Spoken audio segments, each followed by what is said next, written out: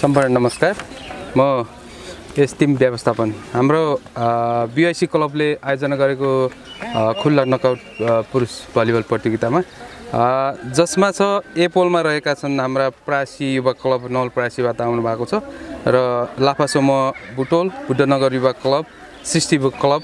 र new horizon sport club ए पोलमा रहेका छन् भने बी पोलमा मरिमुकुन्द भलिबल क्लब गोल्डन युवा क्लब सुदोधन गाउँपालिका गोलपार्क स्पोर्ट क्लब गरी हाम्रा चाहिँ 9 टिम सहभागिता जनाउनु भएको छ जसमा पहिलो म्याच 27 गते पहिलो म्याच खेल्दै हुनुहुन्छ लाफासोम बुटोल र बुद्धनगर युवा क्लब बीच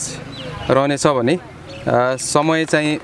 1 बजेको समय हाम्रो चाहिँ निर्धारण भएको छ र दोस्रो म्याच मरिमुकुन्द भलिबल क्लब र गोल्डन युवा क्लब बीच रहनेछ 27 गते दुई टिमको चाहिँ म्याच रहनेछ 28 मा तीनवटा टिम खेल्नेछ जसमा सृष्टि युवा क्लब न्यू होराइजन र सुदोधन गाउँपालिका गोलपार्क स्पोर्ट क्लब र परासी युवा क्लब जुन चाहिँ लाफासोम र बुद्धनगर युवा क्लब 27 गतेको विजेता टिम भिड्नेछन् र यसमा चाहिँ 28 गतेको गेम रहनेछ 29 गतेको गेम चाहिँ सेमी फाइनल जसमा चाहिँ ए पोलमा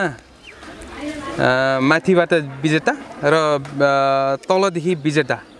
टिम रहनेछन् भने बी पोलमा र माथिल्लो बाट विजेता भएका र तल्लोबाट